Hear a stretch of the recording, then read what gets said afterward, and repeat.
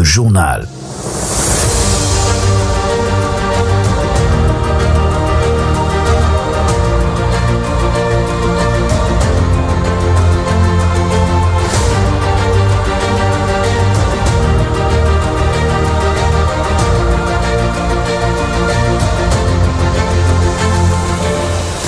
USN FM 97.1, la voix de l'étudiant.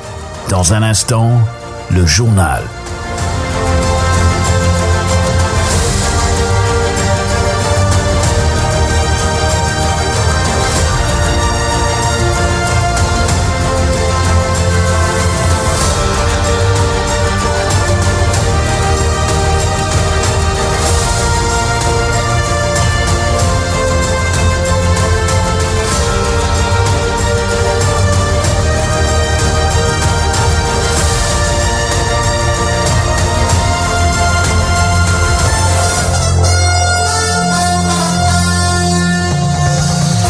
Midi. Le 12-30. 12h30 dans le studio de USN FM. Mesdames et messieurs, bonjour et bienvenue dans ce journal. Au sommaire, 5 millions de francs CFA, c'est le montant alloué à la Fédération régionale des acteurs culturels de Kaffrine. Le ministre de la Culture et du Patrimoine historique est passé par là. Jeûner et travailler sous le chaud soleil, c'est ce que font les mécaniciens et menuisiers de bois rencontrés à Kaffrine. Une situation pénible qu'ils arrivent néanmoins à surmonter. Vous les entendrez et c'est ce qui fait l'objet du reportage Ramadan d'aujourd'hui. Rubrique Zoom sur le programme des candidats à l'élection présidentielle du 24 mars 2024. Le 5e numéro, le programme du candidat du PUR à découvrir avec Adama Sarr dans cette édition. Avant la page internationale et le sport qui vont marquer la fin de cette édition. Telles sont les grandes lignes. Seydina Lucie assure la mise en onde. Le développement, c'est juste après ceci.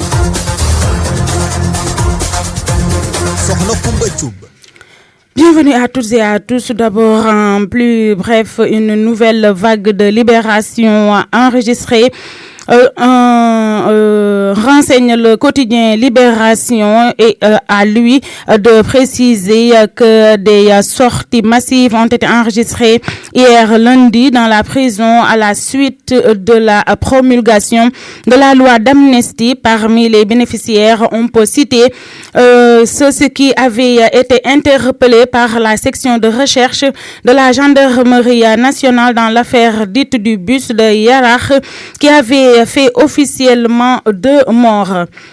Et puis, je vous le disais tantôt, le ministre de la Culture et du Patrimoine historique a remis une enveloppe de 5 millions de francs CFA à la Fédération régionale des acteurs culturels de Kaffrine. Ainsi, il les a invités à la création pour le développement et la promotion de la culture du Ndoukoumane. Le ministre Aliou Sow s'exprimait en marge du lancement de la formation des acteurs qui s'intéressent au cinéma et à l'audiovisuel. Voici le ministre Abdoulaye Seydou Sow au micro du CNFM. Monsieur, je souhaite terminer mon propos sans remercier les autorités locales et administratives qui ont pris part à cette cérémonie ainsi qu'à vos différents formateurs qui vous permettront, au terme de cet atelier de 8 jours, d'acquérir de nouvelles compétences dans les métiers du cinéma et de l'audiovisuel. Mon plaisir est d'autant plus grand que l'ouverture de cet atelier est jumelée avec la cérémonie de remise de la subvention du ministère aux acteurs culturels de Kaffrine à travers la FERAC qui regroupe à l'échelle régionale les acteurs de différentes disciplines culturelles. Je pense que la FERAC va travailler sur l'organisation d'un festival régional. J'en avais parlé avec le ministre maire de Kaffrine. Je considère qu'après le FESNAC, il revient à Kaffrine d'avoir son festival régional. Sinon, vous allez tuer l'élan qui a été lancé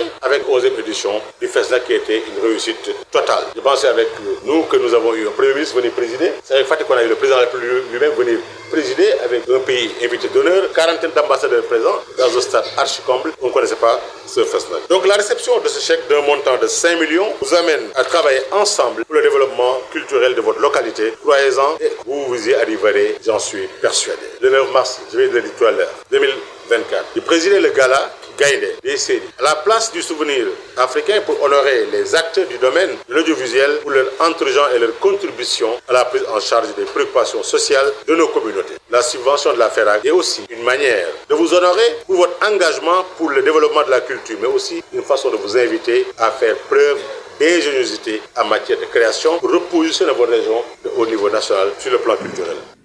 Et vous l'avez vous-même sans doute rectifié, il s'agissait donc du ministre de la Culture et du Patrimoine historique, Aliou Sow, au lieu de Abdoulaye Sow. Aliou Sow donc qui a fait parvenir une enveloppe de 5 millions à la Fédération régionale des acteurs culturels de Kaffrine. Et c'était annoncé également dans les titres Ramadan et métiers pénibles. C'est le sujet sur lequel s'est penchée aujourd'hui la rédaction de USN FM qui est allée à la rencontre de quelques mécaniciens et menuisiers de bois. Chose pas facile pour eux, cependant ils s'accrochent afin de pouvoir satisfaire les besoins de leur famille, disent-ils dans ce micro-trottoir. En ce moment, simuler le jeûne et le boulot est très difficile pour nous, mais on se débrouille car il fait partie des recommandations divines.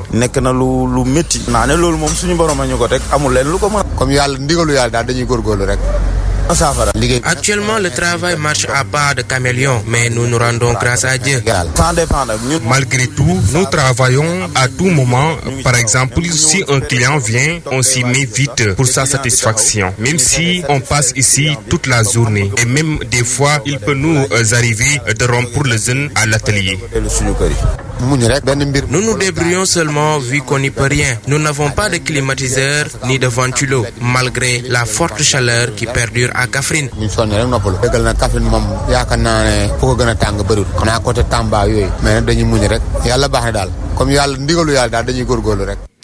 Nous en parlions hier, le constat est presque unanime à Kaffrine.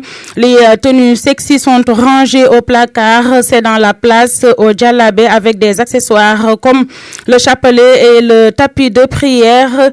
La raison, le Ramadan, un mois de pureté et de forte dévotion qui rime généralement donc avec ce changement de port vestimentaire. Voyons tout ceci avec Mohamed Lo qui était de passage au marché central de Kaffrine. Le mois sacré du Ramadan offre des opportunités de petites affaires. Tapis de prière, chapelets, entre autres, se vendent comme de petits pains au marché central de Kaffrine. Alhamdulillah, nous avons des tapis de prière, des chapelets, entre autres. On s'en sort très bien. Nous vendons ce que nous pouvons vraiment. Choisissant minutieusement son djallabé, Imam Hassan Dia nous explique la raison de sa venue. Je suis venu pour acheter des djallabas comme on est au mois de Ramadan. Nous en avons besoin. Ce sont les recommandations pour ce mois béni. Les différents articles sont vendus selon la qualité et les moyens que possède le client. Il y en a pour toutes les bourses, d'après Pape Mboub, commerçant au marché central de Kaffrine. Pour les prix, ça dépend des clients. Les articles sont là. Nous voyons ce que nous pouvons faire pour chaque client afin qu'il puisse avoir une satisfaction. Le Ramadan, c'est également l'occasion de faire du business. En plus des tapis de prière, djallabé et chapelet, les livres saints participent davantage au décor des cantines au marché central de Kaffrine. Merci à Mohamed Lo. La suite de cette édition, c'est juste après ceci. Zoom sur le programme des candidats. Votre rubrique qui vous fait connaître le programme de chaque candidat à l'élection présidentielle du 24 mars. Et pour le 5e numéro, aujourd'hui, on s'intéresse au programme du candidat du Parti de l'Unité et du Rassemblement, le PUR. Il s'agit donc de Aliou Mamadou Dia. Le programme est basé sur 4 piliers, nous dit Adam Sarr. Bienvenue dans ce 5e numéro consacré au programme des candidats à l'élection présidentielle du 24 mars prochain. Aujourd'hui, nous nous intéressons au programme du candidat du Parti de l'Unité et du Rassemblement PUR, Aliou Mamadou Dia, qui est basé sur 4 piliers. Le premier est le développement du capital humain. Sur ce, le candidat du PUR compte promouvoir une transformation de l'éducation et de la formation professionnelle et technique en luttant contre l'exclusion scolaire. Valoriser la profession enseignante, renouveler les programmes de formation, promouvoir la transformation numérique pour un apprentissage juste et équilibré et également promouvoir la recherche fondamentale favorable au transfert de technologies. Dans ce programme, il sera également question d'asseoir un leadership féminin et une autonomisation des femmes par l'éradication des disparités de genre. Sur ce, le candidat du PUR compte initier des programmes de maintien des femmes à l'école, de promouvoir une meilleure santé et nutrition chez les femmes et de faciliter aux femmes l'accès aux facteurs de protection.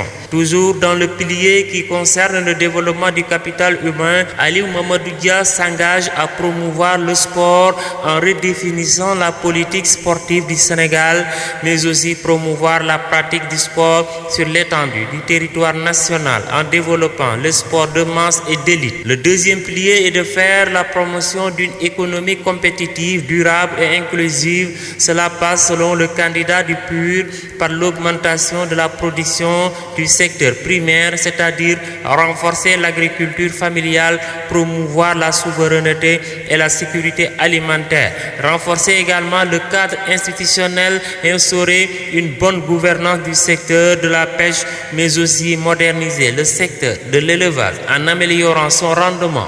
Aliou Mamadou Dia veut également désamorcer la bombe du chômage en inventant la politique d'emploi agricole, en mettant en œuvre la législation du travail dans toute sa rigueur.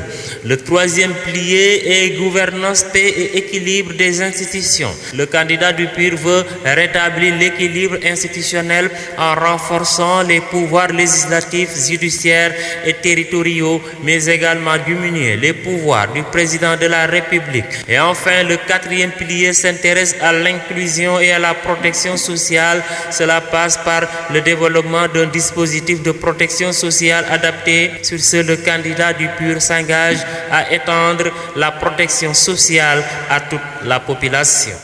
Merci Adam Assar. Toutes nos excuses pour la qualité sonore de l'élément et rendez-vous demain Inch'Allah pour nous parler d'un autre programme avec un autre candidat. L'actualité internationale sur la 97.1 FM. L'actualité internationale, c'est avec Mohamed Lo à nos côtés. Bonjour Mohamed. Bonjour Kumba et bonjour à nos auditeurs et auditrices qui nous suivent à travers la 97.1. On démarre cette actualité hors de la zone et de nos frontières au Nigeria où plus d'une centaine de personnes ont été enlevées dans le nord-ouest du pays. Plus de 100 personnes ont été enlevées dans le nord-ouest du Nigeria lors de deux attaques distinctes dans l'état de Kaduna, ont indiqué hier les autorités locales. La semaine dernière, des hommes armés avaient aussi enlevé des dizaines de personnes dans un autre village du district de Kajuru. Et puis au niveau de l'Asie Pacifique, après des frappes pakistanaises, l'Afghanistan menace Islamabad de conséquences incontrôlables. Selon le gouvernement taliban au pouvoir en Afghanistan, des frappes aériennes pakistanaises ont tué au moins 8 personnes, dont des femmes et des enfants, dans deux provinces afghano-pakistanaises. Kaboul a réagi en dénonçant le Pakistan de conséquences incontrôlables. Et puis, vague de chaleur au Brésil jusqu'à 62,3 degrés Celsius ressentis à Rio de Janeiro et on parle de record, Mohamed. Effectivement, la chaleur, c'est pas juste à Kaffrine. Au niveau de la vague nous avons remarqué une vague de chaleur qui touche l'Amérique latine depuis le début de l'année, a fait grimper la température ressentie à un niveau record de 62,3 degrés Celsius à Rio de Janeiro au Brésil dimanche, alors que la pluie menace dans le sud. Les experts attribuent ces phénomènes extrêmes et l'instabilité météorologique au changement climatique et au phénomène El Niño qui touche la côte sud du continent sud-américain. Les changements climatiques toujours à l'origine de ces bouleversements. Essayons justement de nous adapter pour au moins essayer de surmonter certaines situations. On boucle cette page internationale, Mohamed, en Europe. Et l'on reparle encore de Vladimir Poutine, un tsar guerrier en quête de grandeur internationale. Encore Poutine, largement réélu dimanche pour un nouveau mandat présidentiel. Vladimir Poutine semble plus que jamais indéboulonnable. Âgé de 71 ans, le maître de Kremlin a instauré une verticalité du pouvoir au fil des années en étouffant toute opposition, et il aime répéter que la victoire en Ukraine est une question de vie ou de mort pour la Russie. Voilà, merci Mohamed Lo. Merci à vous et bonne journée à toutes et à tous. Merci pareillement. Il vous revient à 13h30. Ce sera pour la version Wolof de tout ceci. Mais avant cela, on enchaîne avec le sport.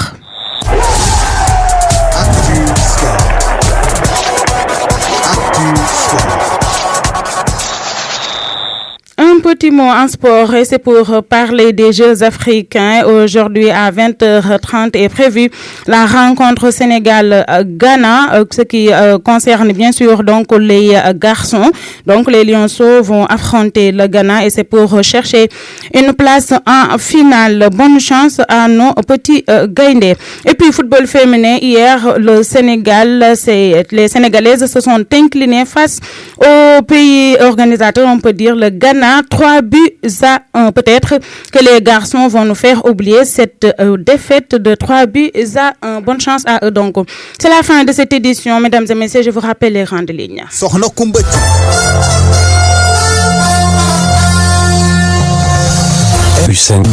Le 12-30. 5 millions de francs CFA, c'est le montant alloué à la Fédération régionale des acteurs culturels de Kaffrine. Le ministre de la Culture et du Patrimoine historique est passé par là, vous l'avez vous-même entendu. Ministre Aliou Sow, interrogé par USN FM. Et puis, jeûner et travailler sous le chaud soleil, c'est ce que font les mécaniciens et menuisiers de bois rencontrés à Kaffrine. Une situation pénible qu'ils arrivent néanmoins à surmonter pour la satisfaction de leurs besoins. Vous les avez entendus dans le micro-trottoir réalisé par la rédaction de USN FM dans cette édition.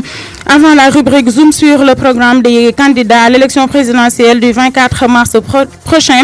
Aujourd'hui, Adam Sarr s'est intéressé au programme du candidat du parti PUR avant la page internationale bien détaillée par Mohamed Lo, à qui nous disons merci. Et le sport qui ont marqué la fin de cette édition que je vous ai présentée. Avec un réel plaisir, grand merci à Seydina Aliou Cissé pour la participation technique qu'il a eu à faire pour que vous ayez toutes les informations. Donc, avec ce rendez-vous d'actualité, gardez l'écoute. L'info va revenir. Ce sera à 13h30 pour la version Wolof de tout ceci. Aujourd'hui, le journal vous sera présenté donc par Mama Doundiaye. Bonne suite des programmes sur la radio SNFM.